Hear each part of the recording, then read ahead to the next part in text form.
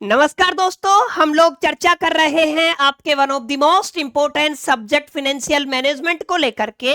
और आज के वीडियो लेक्चर के अंदर हम आपके फाइनेंशियल मैनेजमेंट के चैप्टर नंबर 6 जिसका टाइटल है लीवरेज एनालिसिस को वन शॉट के अंदर कंप्लीट करने वाले हैं। उम्मीद करता हूं आप सभी इत्मीनान से इस वीडियो लेक्चर के दरमियान मेरे साथ आखिरी तक बने रहेंगे। और हाँ, अगर आपको ये वीडियो हेल्पफुल लगता है, कंटेंट यूजफुल लगता है, तो इस वीडियो को लाइक करके अपने तमाम दोस्तों के साथ शेयर जरूर करेंगे। तो विदाउट वेस्टिंग द टाइम चलिए शुरू करते हैं। माय डियर फ्रेंड, ध्यान दीजिएगा, इस चैप्टर के अंदर बुनियादी तौर पे आपको 2-3 टॉपिक को ही पढ़ना है। सबसे पहले आपको समझना है लीवरेज का मतलब क्या होता है, लीवरेज एनालिसिस का मतलब क्या होता है।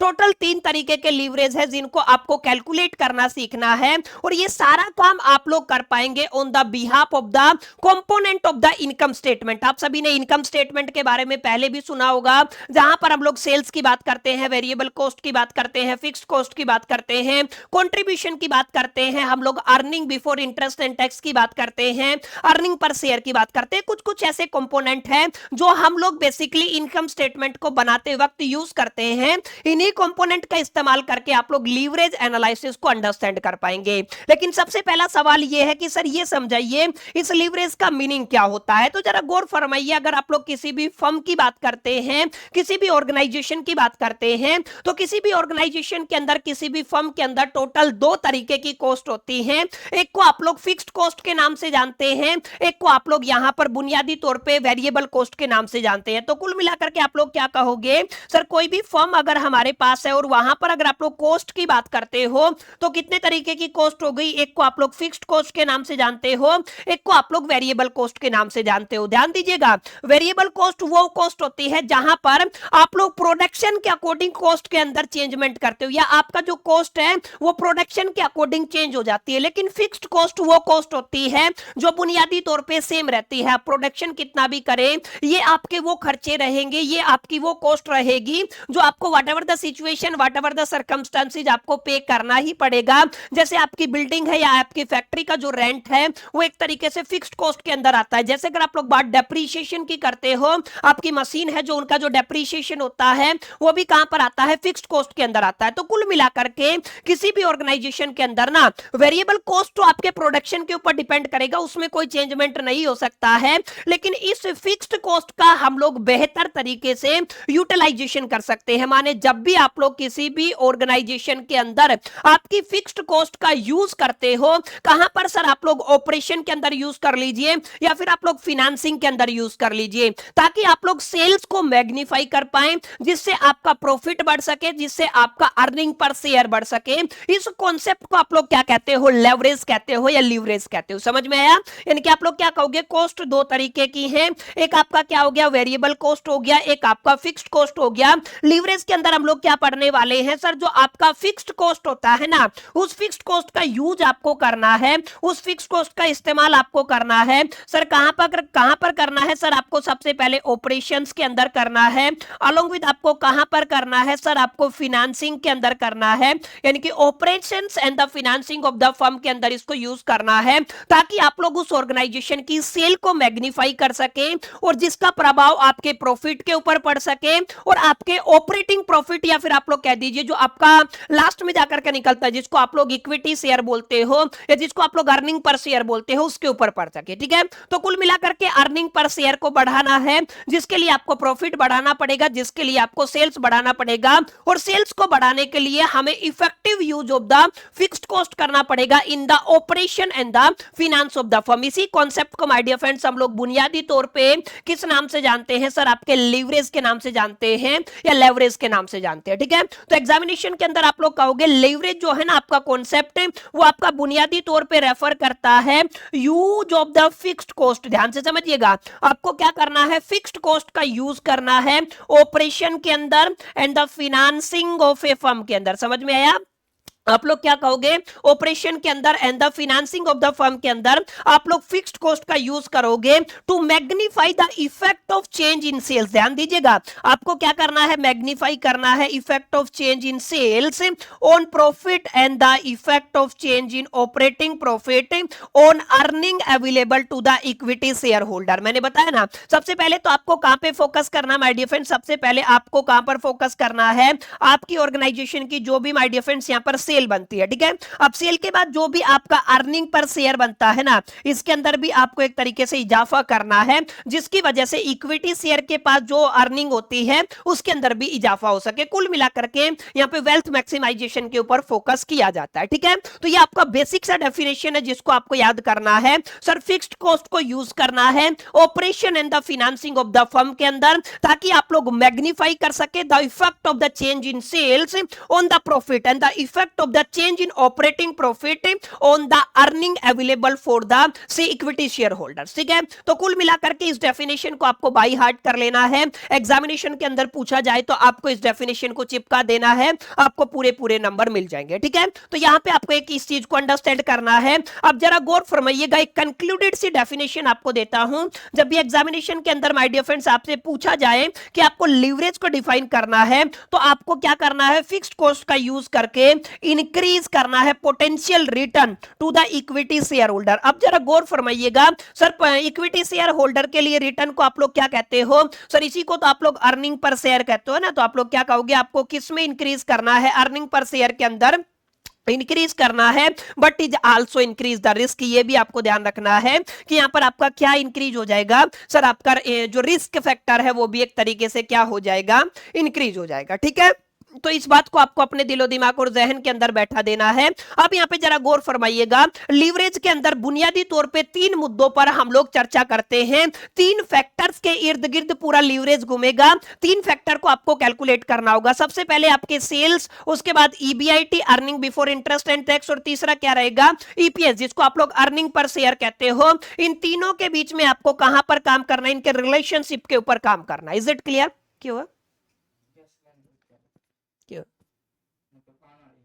समझ में आई मेरी बातें जो मैंने आपको बताया? तो सेल्स के अंदर EBIT earning before interest and tax के अंदर और अर्निंग पर शेयर के अंदर आपको एक रिलेशनशिप के ऊपर माय डियर फ्रेंड्स यहां पर आपको काम करके चलना है, ठीक है। तो माय डियर फ्रेंड्स ये आपका एक छोटा सा डेफिनेशन है जिसको आपको बाई हार्ट करना है, अपने दिलो दिमाग और जहन के अंदर बैठाना है, और जब भी एग्जामिनेशन के अंदर क्वेश्चन आएगा आपको इसको लिख करके आना, ठीक है। अब हम थोड़ा आगे बढ़ेंगे। मैंने बताया था सर अगर आप लोग लीवरेज एनालिसिस को समझना चाहते हैं तो लीवरेज एनालिसिस को समझने के लिए हमें एक छोटे से कॉन्सेप्ट को अंडरस्टैंड करना पड़ेगा, जिसको आप लोग बुनियादी तौर पे किस नाम से जानते हो माय डियर फ्रेंड्स, इसको आप लोग इनकम स्टेटमेंट के नाम से जानते हो। आप सभी ने सुना होगा इनकम स्टेटमेंट का आपका एक बेसिक सा कॉन्सेप्ट होता है, जिसके बिहा पे माय डियर फ्रेंड्स हम लोग क्या करेंगे, तमाम कैलकुलेशंस को करेंगे। तो इनकम स्टेटमेंट के अंदर सबसे पहले आपको समझना है अलग अलग कंपोनेंट मिलेंगे आपको। जैसे सर पहला कंपोनेंट की अगर आप लोग बात करते हो तो सबसे पहला कंपोनेंट होता है जिसको आप लोग सेल्स के नाम से भी जानते हो, या फिर इसको आप लोग बुनियादी तौर पे आपके रेवेन्यू के नाम से भी जानते हो, ठीक है। तो ये माय डियर फ्रेंड्स आपका पहला कंपोनेंट रहेगा। इसके बाद माय डियर फ्रेंड्स आपको एक दूसरा कंपोनेंट मिलेगा जिसको आप लोग यहां पर कंट्रीब्यूशन के नाम से जानते हो, ठीक है। अब कंट्रीब्यूशन के बाद एक और आपका कंपोनेंट रहेगा जिसको आप लोग यहां पर ईबीआईटी के नाम से जानते हो, जिसका फुल फॉर्म होता है earning before interest and tax करके, ठीक है। अब इसके बाद माय डियर फ्रेंड्स आपको क्या मिलेगा, आपको यहां पर मिलेगा ईबीटी, इसको आप लोग बोलते हो अर्निंग बिफोर द टैक्स। और इसके अलावा आपका रहेगा एक कॉन्सेप्ट जिसको आप लोग क्या कहोगे, अर्निंग आफ्टर द टैक्स कहोगे, या फिर काफी किताबों में इसको आप लोग प्रॉफिट आफ्टर द टैक्स के नाम से जानते हो।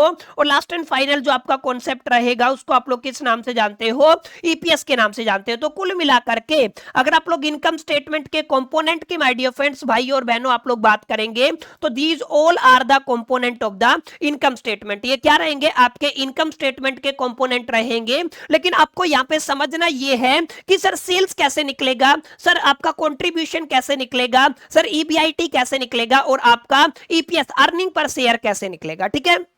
अब जरा गौर फरमाइएगा, अगर आप लोग इसके फॉर्मेट की बात करते हो, फॉर्मेट बोले तो किसके फॉर्मेट की मैं बात कर रहा हूं माय डियर फ्रेंड्स, आपके इनकम स्टेटमेंट के फॉर्मेट की मैं बात कर रहा हूं। तो income statement my dear friends आप लोग जब भी बनाओगे तो कुछ इस तरीके का माय डियर फ्रेंड्स आपको फॉर्मेट रेडी करके चलना है। एक बार आपने फॉर्मेट समझ लिया ना, तो इतना मैं आपको गारंटी दे सकता हूं, आप लोग बड़े प्यार से बड़े आराम से हर एक क्वेश्चन को जो इस पर्टिकुलर चैप्टर के अंदर पूछा गया है उसको इजीली टैकल कर सकते हैं। ठीक है, तो यहाँ पे आपको क्या करना है सर, एक पर्टिकुलर्स का कॉलम बना लेना। सबसे पहले आप लोग क्या करोगे, एक पर्टिकुलर्स का कॉलम बना लोगे। ठीक है, तो यहाँ पे मैंने क्या किया है, एक पर्टिकुलर्स का कॉलम बना लिया है। इसको डुप्लीकेट करके ना यहाँ पे उस पर्टिकुलर की एक तरीके से अमाउंट आ जाएगी। नोट कीजिएगा जो जो बातें मैं आपको समझा रहा हूं, यहाँ पे क्या आ गया, आपका अमाउंट आ गया। ये जो मैं फॉर्मेट समझा रहा हूं किसके लिए समझा रहा हूं सर, आपके इनकम स्टेटमेंट के लिए समझा रहा हूं। ठीक है, तो यहाँ पे माय डियर फ्रेंड्स हम लोग क्या लिख करके चलेंगे सर, यहाँ पर आप लोग बुनियादी तौर पे आपके पर्टिकुलर्स को लिख करके चलेंगे और यहाँ पे आप लोग क्या करोगे सर, अमाउंट को लिख करके चलोगे। ठीक है, अब यहाँ पे जरा गौर फरमाइएगा, यहाँ पर सबसे पहला जो कंपोनेंट आता है हमारा वो क्या आता है माय डियर फ्रेंड्स, वो आपका सेल्स आता है और काफी किताबों में इसको आप लोग रेवेन्यू के नाम से भी जानते हैं। ठीक है, अब यहाँ पे जो भी आपका रेवेन्यू का अमाउंट होगा वो यहाँ पे आ जाएगा और सेल्स के अंदर से अगर आप लोग सबसे पहले वेरिएबल कॉस्ट को माइनस कर देते हो, इज इट क्लियर, आपको क्या करना है, वेरिएबल कॉस्ट को माइनस करना है। तो आप लोग यहाँ पे माय डियर फ्रेंड्स क्या करोगे, यहाँ पे आपको करना है लेस करना है, किसको लेस करना है सर, आपकी वेरिएबल कॉस्ट। समझ गए, तो अगर आपने वेरिएबल कॉस्ट को यहाँ पे माइनस किया तो स्मॉल ब्रैकेट में आप लोग लिखोगे, तो यहाँ पे अगर आपका वेरिएबल कॉस्ट एक तरीके से माइनस हो जाता है तो इन दोनों के रिजल्ट से आपको एक और नया अमाउंट मिलेगा। ठीक है, तो यहाँ पे आप लोग क्या कहोगे सर, आपको एक नया अमाउंट मिल गया जो आपका यहाँ पर निकल करके आ जाएगा। ये जो नया अमाउंट आपको मिला है ना, इसको आप लोग बुनियादी तौर पे किस नाम से जानोगे सर, आप लोग कंट्रीब्यूशन के नाम से जानोगे। इज इट क्लियर, तो कंट्रीब्यूशन कैसे फाइंड आउट करते हैं सर, कंट्रीब्यूशन निकालने के लिए हमें सेल्स के अंदर से ना अपने वेरिएबल कॉस्ट वाले कंपोनेंट को क्या कर देना है, माइनस कर देना है। अगर आपने ऐसा किया तो आपको क्या मिल जाएगा, कंट्रीब्यूशन मिल जाएगा। अब इसके अलावा ध्यान दीजिएगा, कंट्रीब्यूशन आपने निकाल लिया और इसके अंदर से अगर आप लोग लेस कर देते हो सर, किसको लेस करते हो सर, आपकी फिक्स्ड कॉस्ट को लेस करते हो। समझ में आया, तो दोनों कॉस्ट आपको बारी बारी माइनस करनी है। तो यहां पे आपने क्या किया, अपनी फिक्स्ड कॉस्ट को माइनस कर दिया, तो माइनस करने के बाद आपको एक रिजल्ट मिलेगा जो यहां पर आपने मेंशन कर दिया। ठीक है, अब यहां पर जो आपको रिजल्ट मिला है ना, इसको आप लोग क्या कहोगे सर, आपका ईबीआईटी निकल के आया है। ईबीआईटी का फुल फॉर्म मैंने ऑलरेडी आपको बता दिया, इसका मतलब क्या रहेगा, earning before interest and tax. ठीक है, अब टैक्स से पहले हमेशा इंटरेस्ट जाएगा, टैक्स से पहले क्या जाएगा, इंटरेस्ट जाएगा। तो आप लोग क्या कहोगे, आप लोग लेस कर दोगे सर, आपका क्या चला जाएगा, आपका इंटरेस्ट माइनस हो जाएगा। जैसे ही आपने माय डियर फ्रेंड्स यहाँ पे इंटरेस्ट घटाया तो आपको एक रिजल्ट मिल जाएगा। ठीक है, घटाने के बाद जो आपको अमाउंट मिला है, इस अमाउंट को आप लोग क्या कहोगे, इसको आप लोग कहोगे अर्निंग बिफोर द टैक्स। क्या कहोगे, अर्निंग बिफोर द टैक्स। इसका भी आप लोग यूटिलाइजेशन करने वाले हो, जरा गौर फरमाइएगा। अब अर्निंग बिफोर द टैक्स के अंदर से ना आगे जाके आपको लेस कर देना है सर, आपका जो टैक्स का अमाउंट है। ठीक है, तो जो भी आपका टैक्स है वो टैक्स अगर आप लोग यहां से घटा देते हो तो टैक्स के अंदर घटाने के बाद आपको एक अमाउंट मिलेगा जो मैंने यहां पे लिख दिया है। अब ये आ गया आपका अर्निंग आफ्टर द टैक्स। क्या आ गया सर, आपका अर्निंग आफ्टर द टैक्स। इसको ईएटी के नाम से भी जाना जाता है और काफी किताबों में इसको प्रॉफिट आफ्टर द टैक्स के नाम से भी पढ़ाया जाता है। अब यहां पे क्या होगा, ये जरूरी जानकारी है, जरा गौर फरमाइएगा। यहां पर आप जब थोड़ा एडवांस लेवल का क्वेश्चन करोगे तो यहां पे आपको थोड़ा सा एक कंपोनेंट और माइनस करना है सर। जो आपके प्रीफरेंस शेयर होल्डर्स होते हैं उनको जो डिविडेंड दिया जाता है उसको आप लोग क्या कहते हो, प्रीफरेंस डिविडेंड कहते हो। अगर आप लोग उसको यहां पर माइनस कर देते हो, प्रीफरेंस डिविडेंड को क्या कर देते हो, माइनस कर देते हो, तो यहां पे आपको एक अमाउंट मिलेगा माय डियर फ्रेंड्स। उस अमाउंट को क्या कहोगे, profit for the dividend for the equity share holder. ठीक है, तो आप लोग यहां पे एक शब्द लिखोगे सर, आपको क्या मिल जाएगा सर, आपको मिल जाएगा profit for the equity share holders. ठीक है, तो यहां पे आपका एक अमाउंट आ गया profit for the equity share holders. अब ये जो आपका प्रॉफिट आया है ना, यहां से आप लोग क्या निकाल सकते हो माय डियर फ्रेंड्स, आप लोग अर्निंग पर शेयर निकाल सकते हो। उसका भी फॉर्मूला जरूर नोट कर लीजिएगा। अगर आपको ईपीएस निकालना है, अर्निंग पर शेयर निकालना है, तो सर ये जो आपका प्रॉफिट आया है ना, किसके लिए, जो आपने इक्विटी शेयर के नाम से निकाला है, तो ये आ गया आपका profit for the equity share holder. इसको हमें डिवाइड कर देना है किससे, नंबर ऑफ इक्विटी शेयर से। ठीक है, मैं सीधा लिख रहा हूं, इक्विटी शेयर की जगह मैं क्या लिख रहा हूं, आपके नंबर ऑफ शेयर से अगर आप इसको डिवाइड कर देते हो माय डियर फ्रेंड्स, तो आपको क्या मिल जाता है, आपका रिक्वायर्ड रिजल्ट मिल जाता है। ठीक है, तो इसको आपको क्या करना पड़ेगा, बाई हार्ट करना पड़ेगा।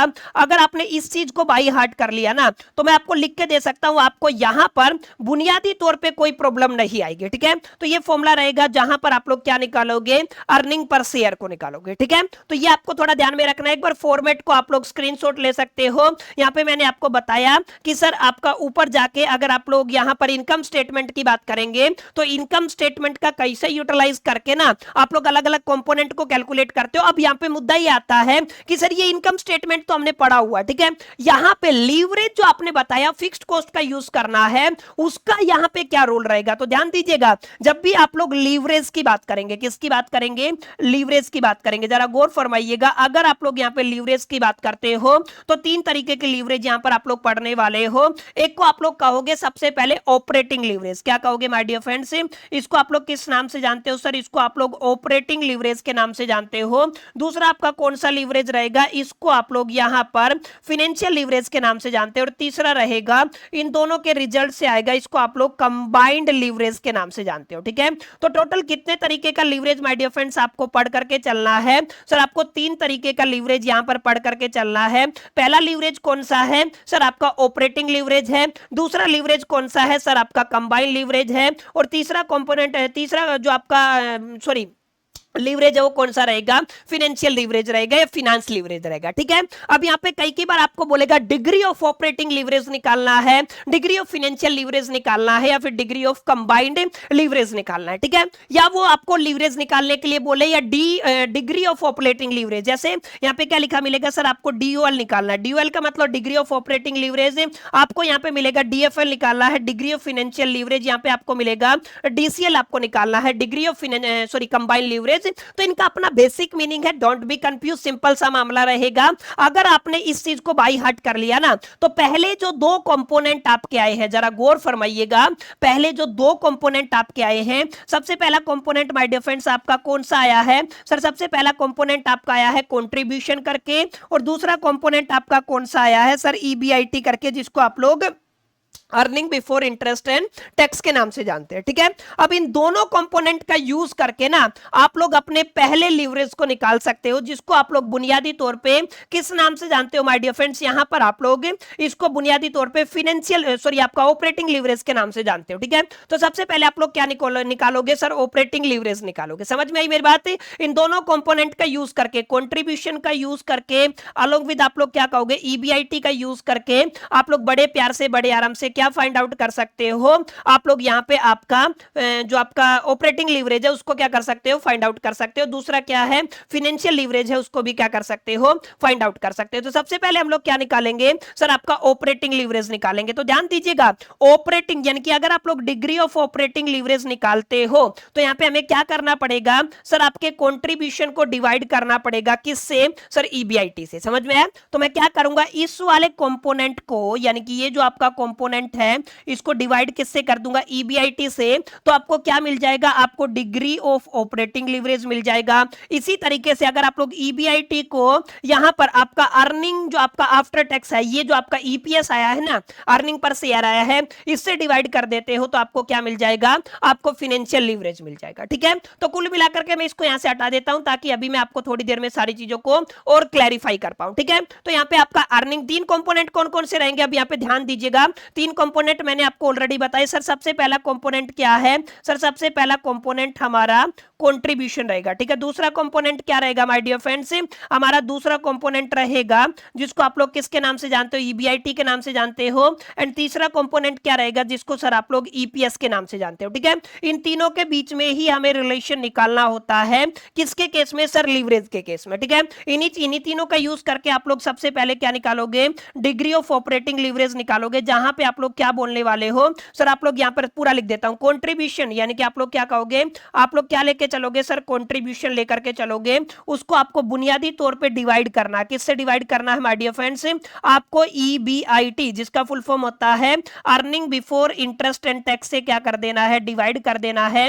आपको आपका required result my dear friends यहां पर मिल जाएगा। समझ में आई मेरी बातें जो मैंने तुमको बताई, तो इस चीज पर आपको जरूर फोकस करना है, डिग्री ऑफ ऑपरेटिंग लीवरेज कैसे निकलता है। ठीक है, इसी इसी तरीके से आप लोग क्या करोगे, डिग्री ऑफ फाइनेंशियल लीवरेज निकालोगे, जहां पे आप लोग ईबीआईटी को यहां पर ईपीएस से क्या कर दोगे, डिवाइड कर दोगे। जो यहां पे भी आपको आगे जाके एक फॉर्मूला दिखेगा, क्या है सर इसका फॉर्मूला, ईबीआईटी को आप लोग ईबीटी, सॉरी आपको किससे डिवाइड करना है, ईबीटी से डिवाइड करना, ठीक है। तो यहां पे ध्यान दीजिएगा, अगर आप लोग सेकंड कंपोनेंट निकालने चले, ये तो आपका पहला कंपोनेंट हो गया। इसी तरीके से सेकंड कंपोनेंट अगर आप लोग निकालोगे, डिग्री ऑफ फाइनेंशियल लीवरेज, ठीक है, क्या निकालोगे, डिग्री ऑफ फाइनेंशियल लीवरेज। तो उस पर्टिकुलर सिचुएशन के अंदर हम लोग क्या लेके चलेंगे सर, आपका ईबीआईटी लेकर के चलेंगे, earning before interest and tax लेकर के चलेंगे, और अर्निंग बिफोर द टैक्स लेकर के चलेंगे। इस कंपोनेंट से हम क्या करवाने वाले हैं, उसको डिवाइड करवाने वाले हैं। अगर आपने इस कंपोनेंट से डिवाइड करा दिया तो माय डियर फ्रेंड्स आपको आपका रिक्वायर्ड रिजल्ट मिल जाएगा। समझ में आया? तो इस फॉर्मूले को भी माय डियर फ्रेंड्स आपको क्या कर लेना है,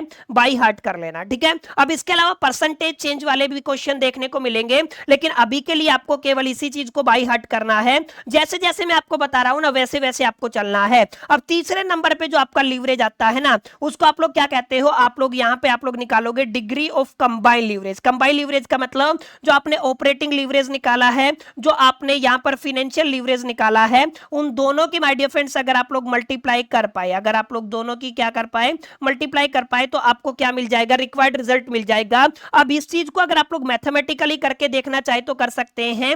अगर आपको क्या निकालना है, अगर आपको डिग्री ऑफ कंबाइंड लीवरेज निकालना है, तो आप लोग क्या करोगे, DOL degree of operating leverage का वैल्यू डालोगे। तो सर वो क्या होता है, सर वो आपका कंट्रीब्यूशन होता है, और डिवाइड में आप लोग क्या कर दोगे, सर इसका क्या रहा था आपका ईबीआईटी, ईबीआईटी माने earning before interest and tax आ जाएगा।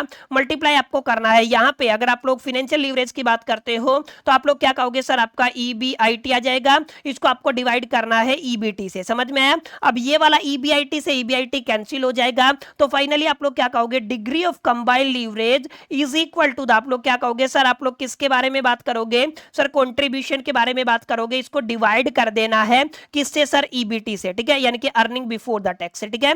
तो ये आपका क्या बन गया माय डियर फ्रेंड्स, ये आपका डिग्री ऑफ फाइनेंशियल लीवरेज बन, सॉरी कंबाइंड लीवरेज बन गया।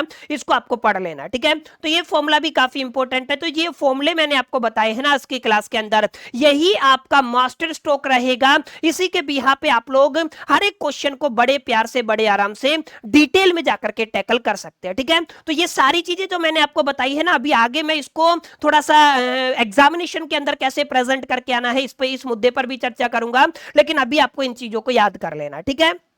क्लियर रहा? तो ये सारा हैंड रिटन नोट्स की फॉर्म में मैंने आपको समझा दिया है। अब हम बात करने वाले हैं एग्जैक्टली सर इसका फॉर्मेट कैसा दिखेगा। इनकम स्टेटमेंट लिखा हुआ है, यहाँ पे अमाउंट लिखा हुआ है, यहाँ पे आपका पर्टिकुलर्स लिखा हुआ है, ठीक है। सबसे पहले क्या लिखा है सर, आपका सेल्स लिखा है, जिसको आप लोग रेवेन्यू के नाम से भी जानते हैं, यहाँ पे आ गया। इसके अंदर से आपको वेरिएबल कॉस्ट को माइनस करना है, आपको कॉन्ट्रीब्यूशन मिल जाएगा, ठीक है। क्या मिल जाएगा, कॉन्ट्रीब्यूशन मिल जाएगा। Is it clear? अब ध्यान दीजिएगा, कॉन्ट्रीब्यूशन के अंदर से अगर आप लोग फिक्स्ड ऑपरेटिंग कॉस्ट या फिक्स्ड कॉस्ट को माइनस कर देते हो तो आपको ईबीआईटी मिल जाएगा, जिसको आप लोग earning before interest and tax के नाम से जानते हो, जिसको आप लोग ऑपरेटिंग प्रॉफिट के नाम से भी जानते हो।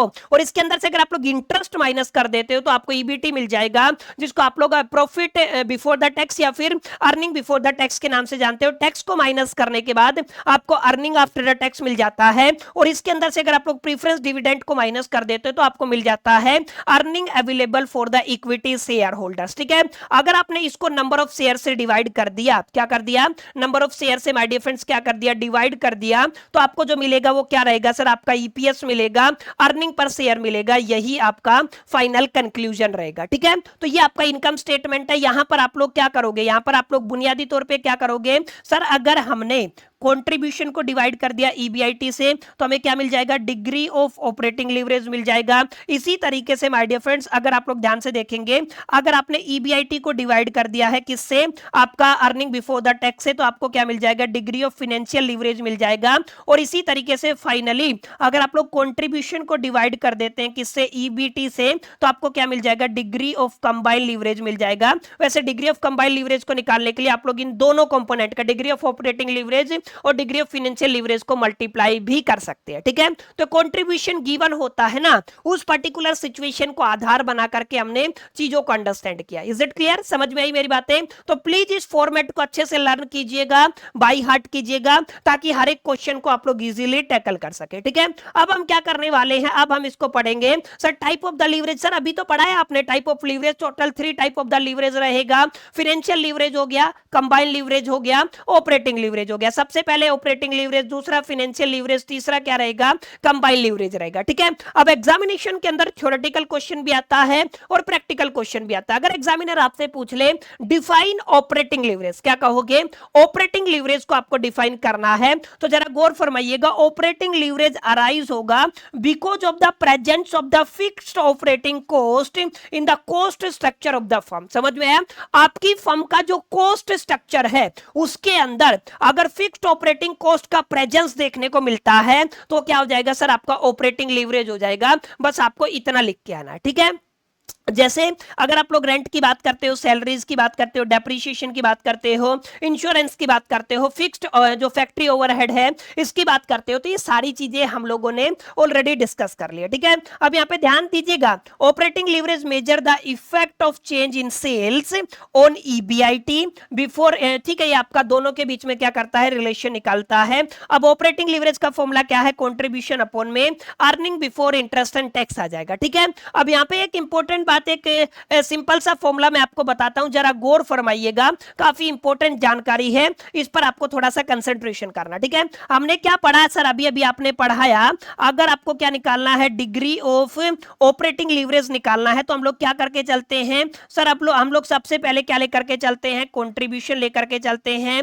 अगर हम लोग कंट्रीब्यूशन को डिवाइड कर देते हैं किससे सर, आपका earning before interest and tax से डिवाइड कर देते हैं, तो एक ये फॉर्मूला रहेगा, ठीक है। कई बार इस फॉर्मूले के अलावा हमें एक परसेंटेज चेंज वाला फॉर्मूला भी निकालना है, जहां पे आपको परसेंटेज चेंज देखने को मिलेगा। क्या देखने को मिलेगा, परसेंटेज चेंज देखने को मिलेगा। तो आपको उल्टा कर देना, क्या कर देना, उल्टा। जैसे यहाँ पे डिविडेंड की टर्म में कौन है माय डियर फ्रेंड्स, ईबीआईटी है। डिविडेंड की टर्म में कौन है, ईबीआईटी है। तो यहां पे आप लोग क्या कहोगे सर, परसेंटेज चेंज किसके अंदर है, ईबीआईटी के अंदर है, वो ऊपर आ जाएगा, ठीक है। ये जो मैंने डेल्टा लगाया है, ट्रायंगुलर वाला शेप लगाया है, इसका मतलब डेल्टा होता है। डेल्टा का मतलब है ये चेंज को रिप्रेजेंट करता है, ठीक है। अब आपको परसेंटेज चेंज इन ईबीआईटी आपने किया, डिवाइड करना है। अब आपको नीचे क्या करना है, आपको परसेंटेज चेंज लेके चलना है। सर सेल्स के अंदर बोल दीजिए, या फिर कई कई किताबों में रेवेन्यू के अंदर भी ये देखने को मिलता है, ठीक है। तो इस बात को आपको अच्छे से बाई हार्ट करना है कि एग्जैक्टली मैंने क्या क्या फॉर्मूले आपको समझाए हैं, इन्हीं चीजों पर आपको काम करना है। बस इसके अलावा आपको कुछ और नहीं पढ़ना। अगर एग्जामिनर पूछे डिग्री ऑफ ऑपरेटिंग लीवरेज या आपको ऑपरेटिंग लीवरेज निकालना है, तो या तो ये वाला फॉर्मूला लगेगा या तो ये वाला फॉर्मूला लगेगा, ठीक है। इसके अलावा कोई तीसरा फॉर्मूला बनेगा ही नहीं, इतना मैं आपको श्योरिटी देता हूं। समझ में आई मेरी बातें?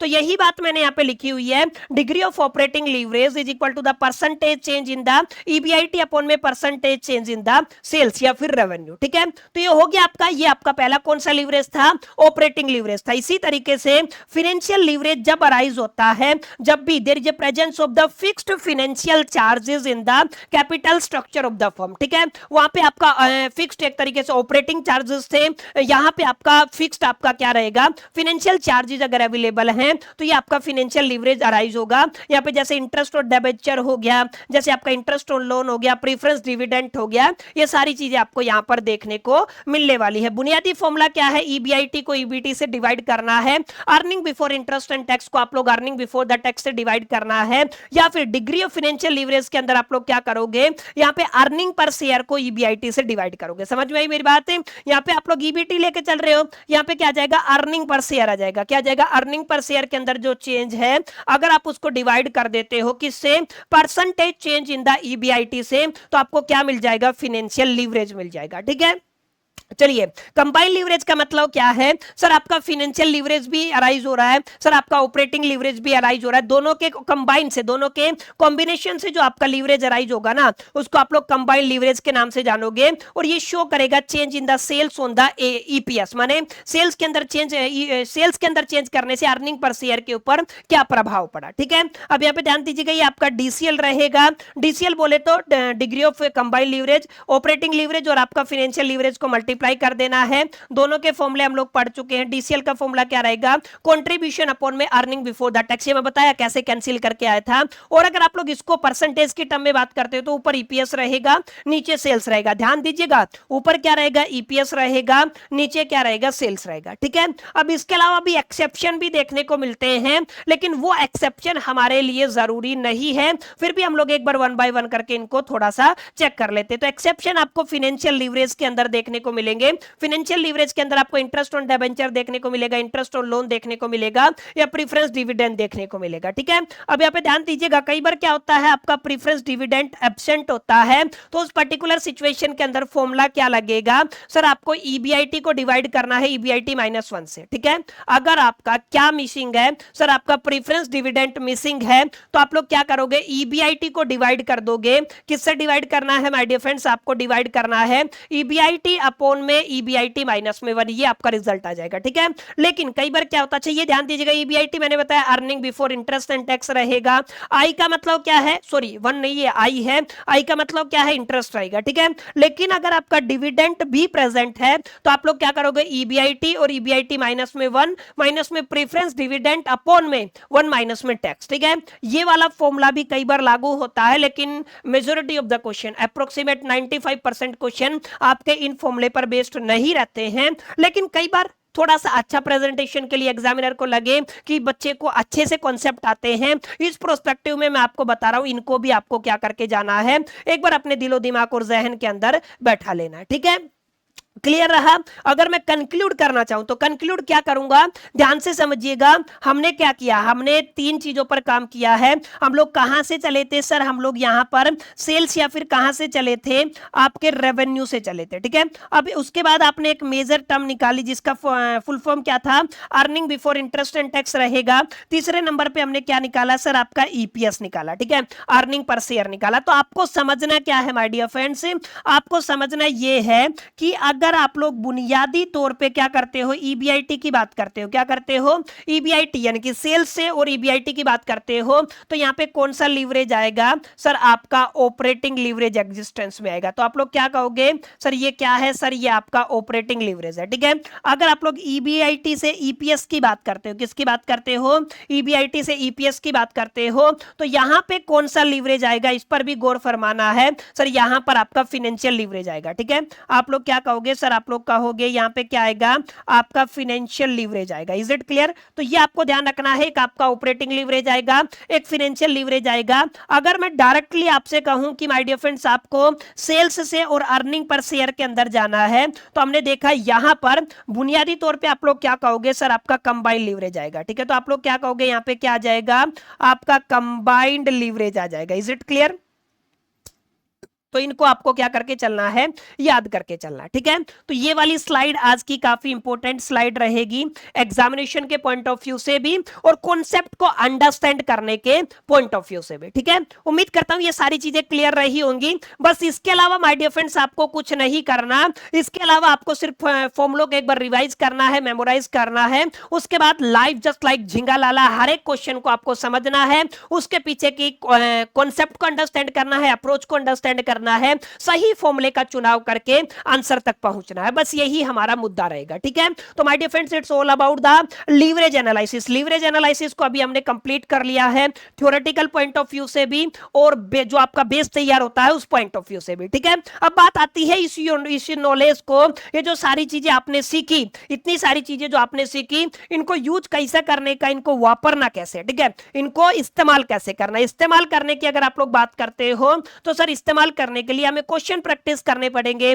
आपकी किताब का क्वेश्चन है इलस्ट्रेशन नंबर 6.1, जहां पर आपको क्या निकालना है, डीयूएल डिग्री ऑफ ऑपरेटिंग लीवरेज निकालना है, डिग्री ऑफ फाइनेंशियल लीवरेज निकालना है, डिग्री ऑफ कंबाइंड लीवरेज निकालना है। और वो भी कितनी कितनी फर्म के लिए, सर 3 फर्म के लिए, फर्म ए है, फर्म बी है, फर्म सी है। यहां पे आपको आउटपुट दिया गया, जरा गौर फरमाइएगा, आपको सेल्स नहीं दिया है, यूनिट्स के अंदर आउटपुट दिया है और आपको सेलिंग प्राइस पर यूनिट भी दिया है। तो जरा गौर फरमाइएगा, यहां पर थोड़ी जगह तो मैं यहां पे लिख के आपको समझा देता हूं। ठीक है, ध्यान से समझिएगा, ठीक है माय डियर फ्रेंड्स। कई बार एग्जामिनर क्या करेगा, आपको सेल्स खुद निकालना पड़ेगा या तो आपको क्या निकालना पड़ेगा, रेवेन्यू निकालना पड़ेगा। वो आपको दे देगा आउटपुट, किसके अंदर दे देगा सर, यूनिट्स के अंदर दे देगा, ठीक है। आपको क्या मिलेगा सर, आपको आउटपुट मिलेगा यूनिट के अंदर, आपको इसका सेलिंग प्राइस जो दिया गया है पर यूनिट, ठीक है, उससे क्या कर देना है, मल्टीप्लाई कर देना है। क्या कर देना है, मल्टीप्लाई कर देना है। एक इंपॉर्टेंट बात और मैं आपको बता देता हूं, जरा गौर फरमाइएगा। कई बार आपको यहां पे इवन जो आपका ब्रेक इवन पॉइंट होता है, इसको मैं कहां से लिखता हूं, आपका बीईपी के नाम से लिखता हूं। तो यहां पे क्या मिलेगा माय डियर फ्रेंड्स, आपको ब्रेक इवन पॉइंट गिवन मिलेगा, ठीक है। क्या मिलेगा, ब्रेक इवन पॉइंट गिवन मिलेगा। अलोंग विद यहां पे आपको वेरिएबल कॉस्ट भी गिवन मिलेगा, ठीक है। वेरिएबल कॉस्ट भी गिवन है, लेकिन यहां पे आपको फिक्स्ड कॉस्ट निकालना पड़ेगा, ठीक है। क्या निकालना पड़ेगा, फिक्स्ड कॉस्ट निकालना पड़ेगा। और यहां पर आपको सेलिंग प्राइस भी गिवन है, ठीक है। तो आपको क्या करना है, सेलिंग प्राइस के अंदर से वेरिएबल कॉस्ट को माइनस कर देना है। वेरिएबल कॉस्ट के अंदर से जो भी आपका कंट्रीब्यूशन आएगा ना, जो भी आपका क्या आया है, कंट्रीब्यूशन आया है, उस कंट्रीब्यूशन को आपको ब्रेक इवन पॉइंट से मल्टीप्लाई कर देना, ठीक है। अभी प्रैक्टिकल क्वेश्चन लूंगा तब आपको समझ में आएगा। तो इस फॉर्मूले का भी हम लोग इस्तेमाल करने वाले हैं। तो यहां पे आपको आउटपुट यूनिट्स को किससे मल्टीप्लाई कर देना है sir, selling price per unit से मल्टीप्लाई कर देना है। यही आपका क्वेश्चन है, तो ध्यान दीजिएगा, ठीक है। यहां पे आपको क्या करना है, दिया क्या हुआ है सर, आपको आउटपुट दिया हुआ है अलोंग विद आपको सेलिंग प्राइस पर यूनिट दिया हुआ है। अच्छा, फिक्स्ड कॉस्ट भी दिया है, वेरिएबल कॉस्ट पर यूनिट दिया है, ध्यान दीजिएगा। इसके अलावा interest on the borrowed fund भी दिया है, इंटरेस्ट भी दिया है। आपको तीनों तरीके के लीवरेज को फाइंड आउट करना है, ठीक है। कैसे निकालेंगे सर, अभी तो आपने सिखाया, हमें क्या करना है, केवल फॉर्मेट तैयार करना है। सबसे पहले तो फॉर्मेट के अंदर आपका केवल एक कॉलम आता था अभी तक, किसके लिए my dear friends, just a minute, किसके लिए आता था सर, आपके पर्टिकुलर्स के लिए आता था। किसके लिए आता था, पर्टिकुलर्स के लिए। लेकिन यहां पर अब की बार हमें, क्योंकि आपके कितने फर्म दिए गए हैं, 3 फर्म दिए हैं, तो हमें कितने के लिए कैलकुलेट करना पड़ेगा सर, 3 फर्म के लिए कैलकुलेट करना पड़ेगा। तो यहां पर हम लोग यहां पर कितने फर्म के लिए कैलकुलेट कर लेते हैं सर, 3 फर्म के लिए क्या कर लेते हैं, कैलकुलेट, ठीक है। जस्ट ए मिनट, मैं इसको थोड़ा सा यहां से हटा देता हूं, ठीक है।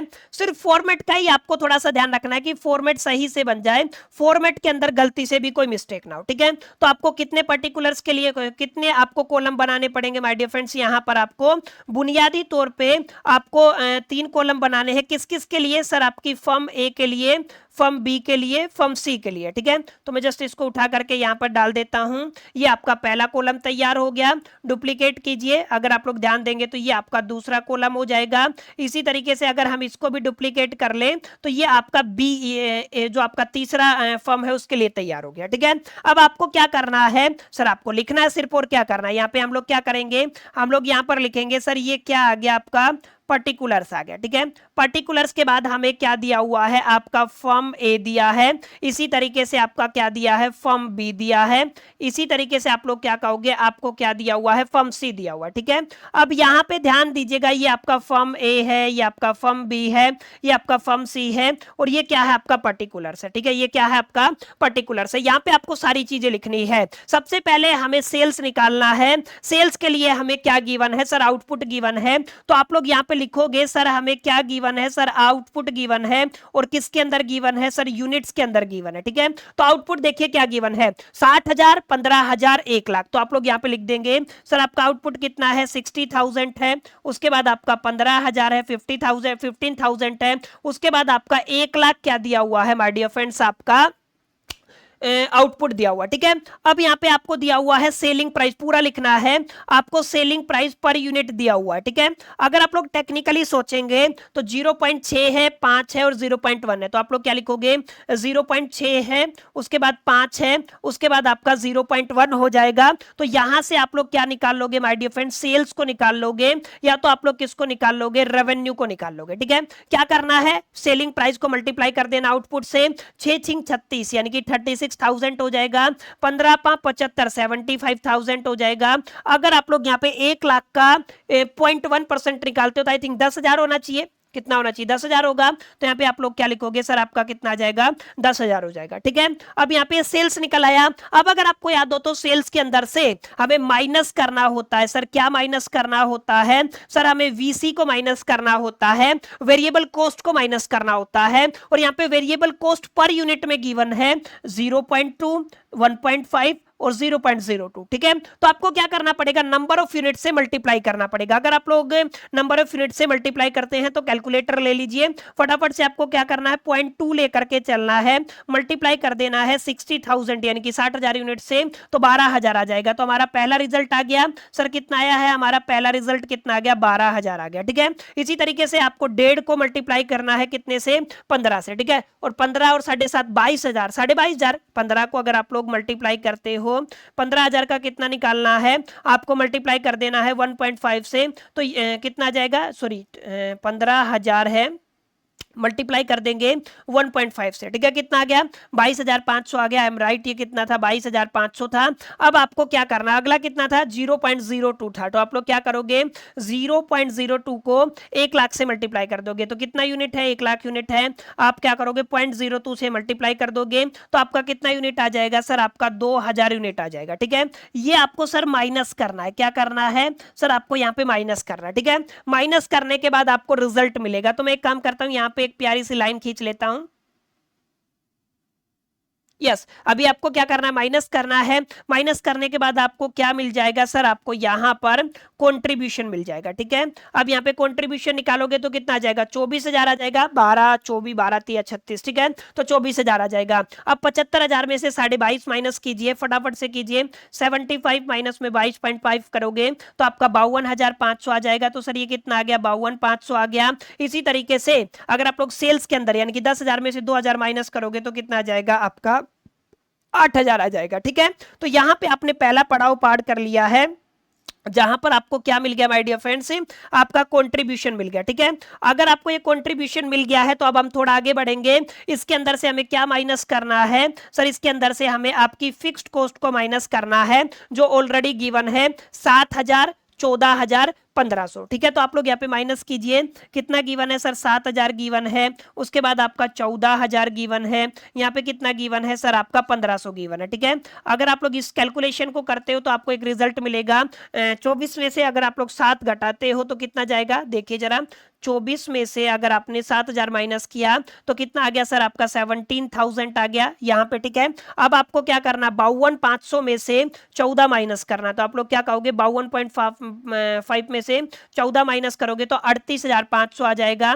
ये आ गया आपका 38,500। इसी तरीके से अगर सॉरी ये 1500 है, ध्यान दीजिएगा कितना है आपका 1500, ठीक है। तो आपने क्या किया, 1500 माइनस किया है तो कितना आ जाएगा, 6,500, ठीक है। ये आ गया 6500। तो इसको आप लोग क्या बोलोगे सर, ये आपका earning before interest and tax आ गया। ये आपका सेकंड पड़ाव था जो हमें कैलकुलेट करना था सर, आपका क्या आ गया, earning before interest and tax आ गया।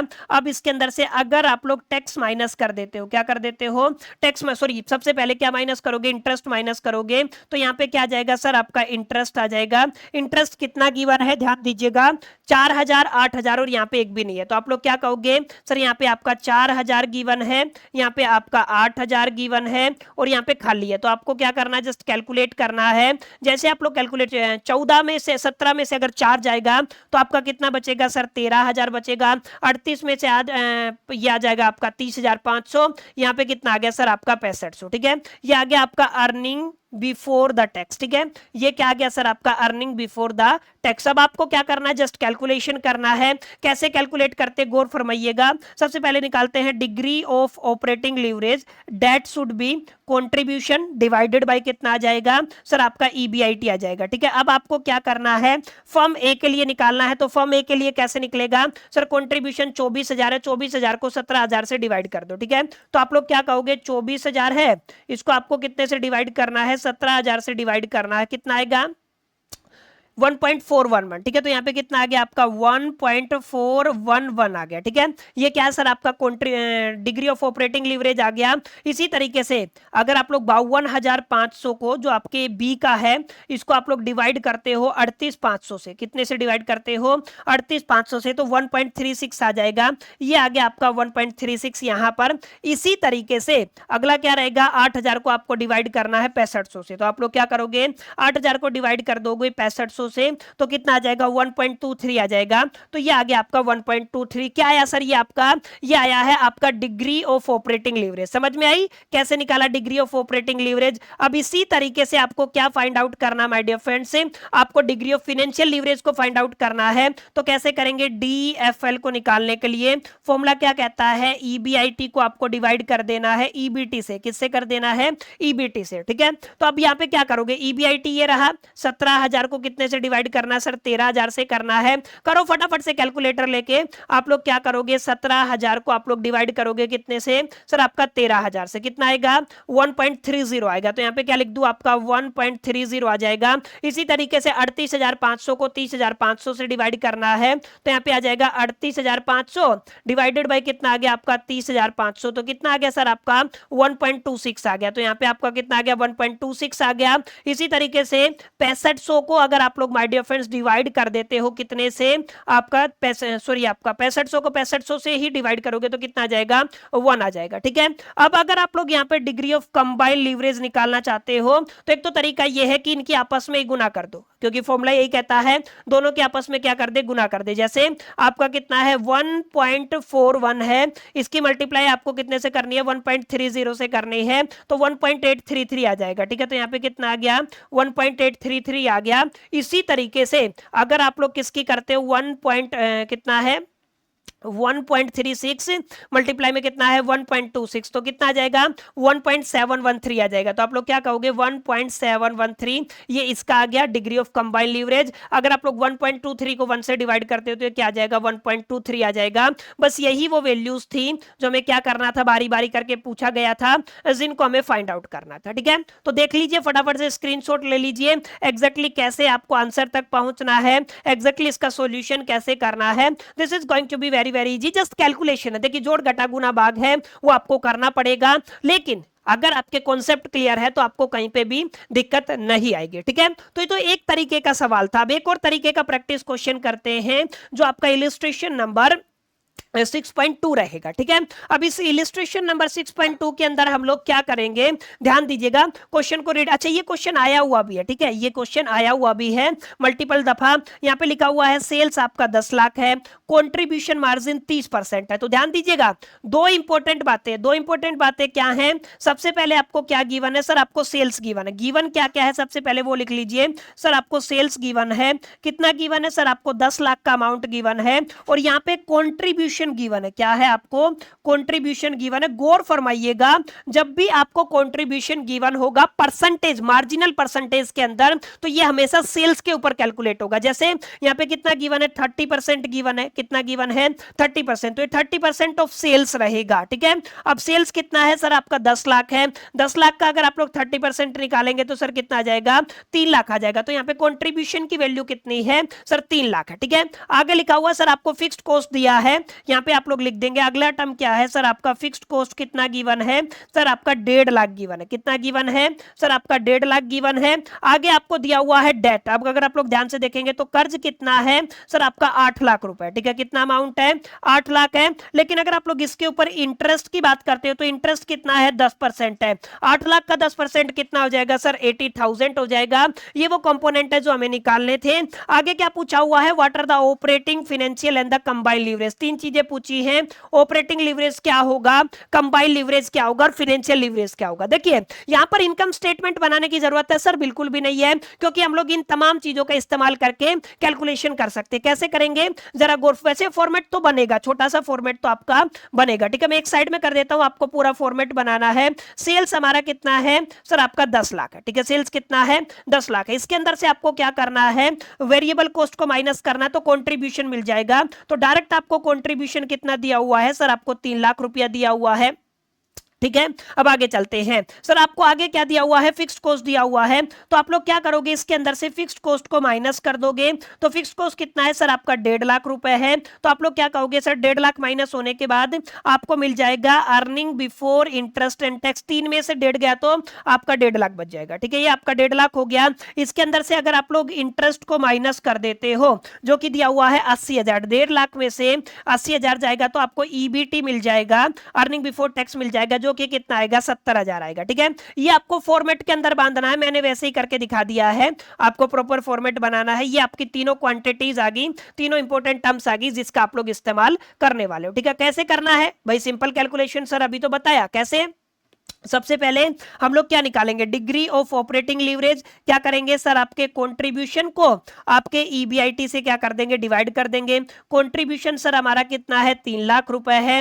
ईबीआईटी सर हमारा कितना है, 1.5 लाख है। अगर आप लोग 3 लाख को 1.5 लाख से डिवाइड करोगे तो आपको रिजल्ट कितना मिल जाएगा, 2 मिल जाएगा। तो माय डियर फ्रेंड्स, ये आपका लीजिए डिग्री ऑफ ऑपरेटिंग लीवरेज निकल आया, इसकी वैल्यू कितनी आ गई, 2 आ गई। ठीक है, अब इसी तरीके से आगे आपको क्या निकालना है, डिग्री ऑफ फाइनेंशियल लीवरेज निकालना है, जिसके लिए आप लोग क्या करोगे, ईबीआईटी को डिवाइड कर दोगे ईबीटी से। ठीक है, अब ईबीआईटी का वैल्यू कितना है सर, आपका 1.5 लाख रुपए है। ओके, इसको डिवाइड करना है सर आपको ईबीटी से, कितना है सर आपका 70,000 है। ठीक है, तो यहाँ पे आपको क्या मिल जाएगा, डिग्री ऑफ फाइनेंशियल लीवरेज मिल जाएगा। फटाफट से 1.5 लाख को 70,000 से क्या कर देंगे, डिवाइड कर देंगे। तो ध्यान दीजिएगा, 1.5 लाख को आपको डिवाइड करना है कितने से, 70,000 से। ठीक है, तो कितना आ गया, 2.14 आ गया। तो आप लोग क्या लिखोगे सर, ये कितना आ गया आपका 2.14 आ गया।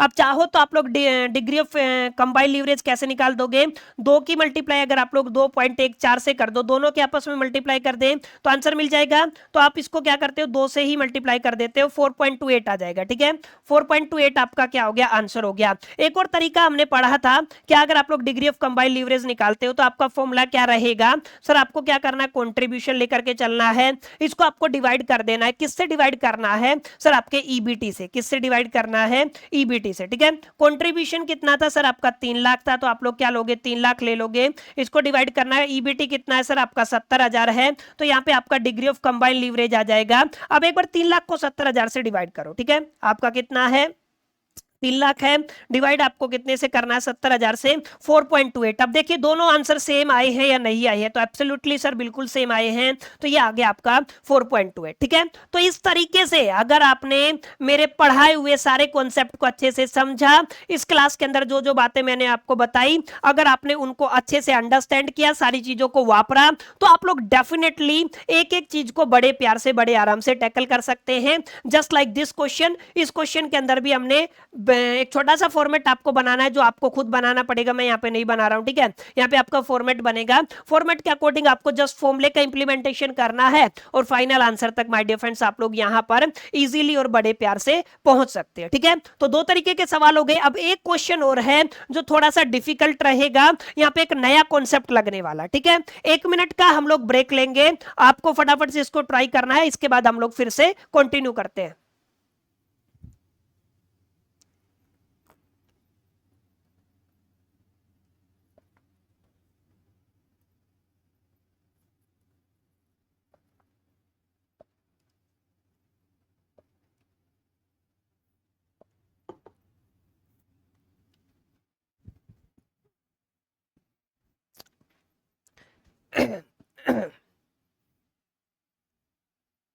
आप लोग फटाफट से इसको करिए, जब तक 1 मिनट के बाद फिर हम लोग इसको कंटिन्यू करेंगे।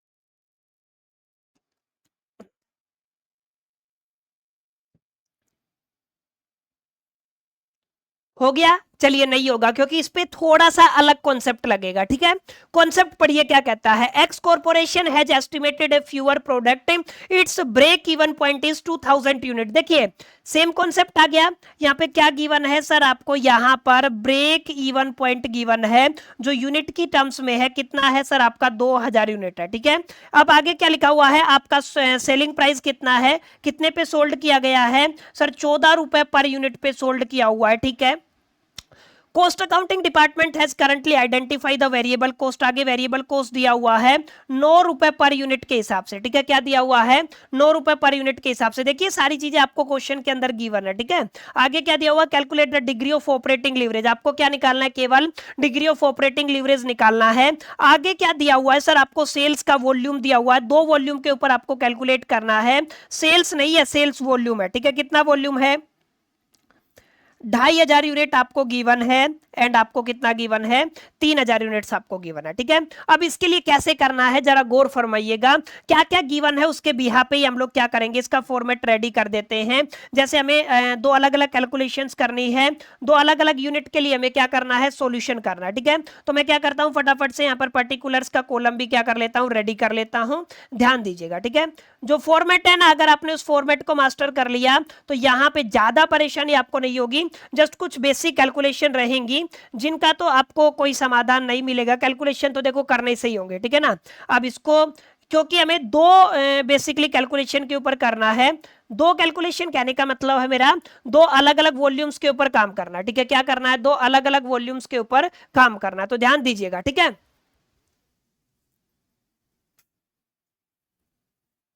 यस, यहाँ पे दो वॉल्यूम्स रहेंगी, तो वॉल्यूम्स क्या है देखिए, सबसे पहले क्वेश्चन के अंदर कहा सेल्स वॉल्यूम। ठीक है, तो आप लोग क्या कहोगे, आपका सेल्स वॉल्यूम कितना है सर, आपका 2,500 है, और यहाँ पे कितना है सर, आपका 3,000 यूनिट है। ठीक है, अब यहाँ पे लिखा हुआ है सर इनका सेलिंग प्राइस पर यूनिट कितना है, तो सर यहाँ पे लिखा हुआ था 9 रुपया है, कितना है, 9 रुपए है। तो आप लोग क्या करोगे, 9 से मल्टीप्लाई कर दोगे तो हमें क्या मिल जाएगा, फाइनली आपका सेल्स मिल जाएगा। ठीक है, तो आपको क्या करना है, 25 को 9 से मल्टीप्लाई कर देना, तो आप लोग क्या कहोगे, 25,000 मल्टीप्लाई में 9 कितना आ जाएगा, 2,25,000 आ जाएगा। तो आप लोग क्या कहोगे, ये आ गया आपका 2,25,000 करके आपका सेल्स आ गया। ठीक है, अब आगे अगर आप जस्ट ए मिनट, 2500 है, कितना है, 2500 है, तो यहां पे ये आंसर नहीं आएगा, हमें 2500, 2,500 है ना, तो आप लोग क्या कहोगे, यहाँ पे 2500 लेकर के चलोगे। ठीक है, अब देखिए 22,500 आएगा फिर तो, है ना, 10 हटाते, यस 22,500 आ जाएगा। तो आप लोग क्या कहोगे, यहाँ पे कितना आ गया सर, आपका 22,500 आ गया। अब आप 9 या 27, ये कितना आ जाएगा, 27,000 आ जाएगा। सेल्स के अंदर से अगर आप लोग माइनस कर देते हो क्या, वेरिएबल कॉस्ट। ठीक है, अब वेरिएबल कॉस्ट कैसे कैलकुलेट करना है सर, यहाँ पे एक यूनिट का 14 रुपया है, तो आपको 2500 के लिए कैलकुलेट करना है, तो हम लोग क्या करेंगे, सबसे पहले 2500 लेकर के चलेंगे, 14 से मल्टीप्लाई करेंगे, 35,000 आ जाएगा। तो यहाँ पे आप लोग क्या करोगे सर, आपका 35,000 आ जाएगा। ठीक है, जस्ट ए मिनट, 2,500 यूनिट भी दिया हुआ है, ठीक है, 3,000 यूनिट दिया है। वेरिएबल कॉस्ट आपका कितना है, जस्ट ए मिनट, ध्यान दीजिएगा, यहाँ पे मैंने मिस्टेक कर दिया है, 9 रुपया वेरिएबल कॉस्ट है और इसका सेलिंग प्राइस 14 रुपए, तो हमें ये उल्टा कर दिया मैंने। अगर आप लोग सेलिंग प्राइस की बात करते हो तो कितना दिया हुआ है सर, आपका 14 दिया हुआ, तो आप लोग क्या करोगे, 14 लेकर के चलोगे, अब मल्टीप्लाई कीजिए। अब ठीक है, आप लोग क्या करोगे, 2,500 लेकर के चलोगे, मल्टीप्लाई में 14 करोगे, कितना आ जाएगा सर, ये आपका 35,000 आ जाएगा। तो यहाँ पे कितना आ गया सर, आपका 35,000 आ गया। इसी तरीके से 14, 28, 14, 42, 3,000 को अगर आप लोग 14 से मल्टीप्लाई करते हो तो ये आ गया आपका 42,000। अब ठीक है, ठीक है, वेरिएबल कॉस्ट आपका 9 रुपए के हिसाब से है, अगर 9 रुपए के हिसाब से है तो 2500 को 9 से मल्टीप्लाई कर दो, क्या करोगे, 2500 मल्टीप्लाई में 9 कितना आ गया, 22,500 आ गया। तो यहाँ पे कितना आ जाएगा, 22,500 आ जाएगा। 3,000 को 9 से, 9 या 27,000, 27,000 आ जाएगा। ठीक है, इसके अंदर से अगर आप लोग ये सारी चीजों को माइनस कर देते हो तो हमें क्या मिल जाएगा माय डियर फ्रेंड्स, आपका कॉन्ट्रीब्यूशन मिल जाएगा। ठीक है, क्या मिल जाएगा, कॉन्ट्रीब्यूशन। अब 35 में से 22,500 घटा दो तो आप लोग क्या कहोगे, 22,500 माइनस में कितना है, 35,000, तो कितना आ जाएगा, 12,500 हमारे पास बच गया। ठीक है, इसी तरीके से 42 में से 27 जाएगा तो कितना बचेगा, 15, 42 माइनस 27 कितना आ गया, 15,000। तो यहाँ पे कितना आ जाएगा सर, आपका 15,000 आ गया। ठीक है, अब यहाँ पे हमें क्या करना होता है, फिक्स्ड कॉस्ट को माइनस करना होता है। ठीक है, लेकिन सवाल ये है कि पूरे क्वेश्चन के अंदर आपको फिक्स्ड कॉस्ट तो गिवन नहीं है। ठीक है, तो अब यही यहाँ पे यही मेन मुद्दा था कि फिक्स्ड कॉस्ट कैसे निकाला जाए। यहाँ पे आपको गिवन था कि सर आपको ब्रेक इवन पॉइंट यूनिट्स के अंदर गिवन है, कितना गिवन है सर, आपको 2,000 यूनिट्स गिवन है। अगर आप लोग यहाँ पर फिक्स्ड कॉस्ट निकालना चाहते हैं तो आपको ब्रेक इवन पॉइंट को मल्टीप्लाई करना पड़ेगा, जो भी यहाँ पे नॉर्मल कंट्रीब्यूशन पर यूनिट आता है। अब ये वाला जो कंट्रीब्यूशन है ना, ये कंट्रीब्यूशन अलग है।